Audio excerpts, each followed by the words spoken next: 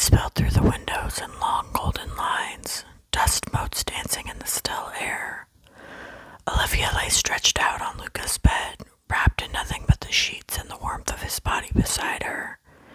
For a moment, it was quiet, peaceful, and she didn't regret a thing. She should have. By every rule, by every instinct she trained herself to follow. But there was no guilt. She'd made the decision. She'd chosen him. And now she'd live with it.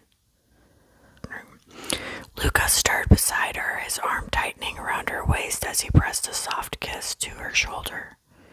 "You're quiet," he murmured. "I'm thinking," she replied. "Dangerous habit." She smiled faintly. "I'm not going to apologize for last night. Don't expect me to pretend it didn't happen." "I don't," he said softly, "and I won't." He sat up, the sheet sliding low on his hips, and raked a hand through his hair. There was something in his posture now, something heavier. "I need to tell you something," he said, voice quieter than usual. "And you're probably going to hate me for not telling you sooner." Olivia tensed. "What is it?" He looked over at her, gaze steady. "I'm working with internal affairs." She blinked. "What?" "There's someone inside the task force," he continued. "A mole. Feeding information to another family that's been trying to take me out for years. I didn't trust anyone in your department until you." Olivia stared at him, pulse spiking. "Are you serious?" Luca nodded. "I've been playing the role they expect from me. Cold, ruthless, untouchable. Meanwhile, I've been passing intel to IA, quietly, carefully. The only reason I knew you were walking into a trap was because I intercepted something meant for the mole." She sat up, pulling the sheet around her. "And you didn't tell me any of this until now." "I couldn't risk it," he said. "I didn't know where you stood." He paused. "I wanted to believe you weren't part of it, but I couldn't be sure until I saw how you looked at me." Her throat tightened. "Like what?" "Like you wanted to save me, even when you thought I was a monster." The silence stretched. Olivia looked away, heart thudding, 1,000 pieces shifting inside of her. Everything she thought she knew about the case, about him, was no longer clear. But somehow she felt more certain than she had in weeks. "I'm not turning you in," she said finally. "Not until I know who the hell's been playing both of us." Luca's eyes darkened, but this time it wasn't lust. It was something fiercer, protective, loyal. "We'll find them," he said. "Together." They sat at the long dining table in the safe house, papers spread out between them. Stolen task force memos, intercepted messages, and a list of every agent who had access to the poker night intel. Olivia ran her finger down the page, scanning each name.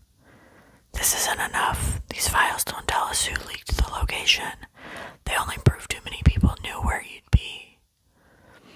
Luca leaned back in the chair, arms crossed. "IA has suspicions, but no names. That's why I stayed close to the fire. If I ran, they'd never catch the leak." She looked up at him, eyebrows raised. "And now that you've kidnapped me, we're both under that fire." He gave her a slow smile. "Better to burn together, isn't it?" She rolled her eyes, but it didn't land with the heat it should have, not when part of her wanted to smile back. "Tell me again how you knew about the poker night trap." "I got a burner message from one of my contacts," Luca said. "Someone on the inside flagged that you were being sent in as bait. Not just to get to me, but to flesh out whether I had someone in the department." Olivia's stomach turned. "So I was never supposed to come back." "That's my guess. And if they found out you'd been close to me, physically or otherwise, you'd be expendable." "Rhodes," she whispered. Luca's brow lifted. "You think it's him?"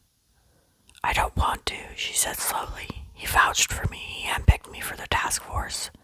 But he also knew how much time I spent tracking you, how close I was.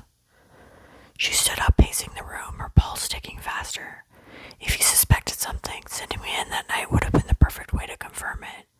And if I didn't make it out, Luca's voice was low, sharp. Then the leak stays hidden. The mole gets what they want, and IA loses their chance to expose them. Olivia stopped pacing, turned to him.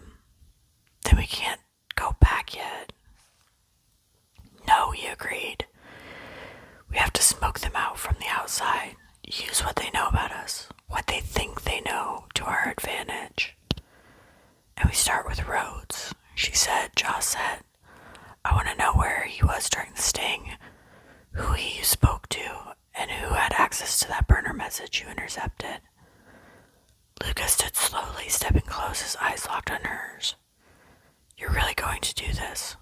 Work with me? She didn't flinch. I don't trust you. Not completely, but right now I trust you more than the people I used to work with. His lips curved. That might be the sexiest thing anyone's ever said to me. She shoved him lightly. Don't ruin it. But when he got her wrist and tugged her close, the heat between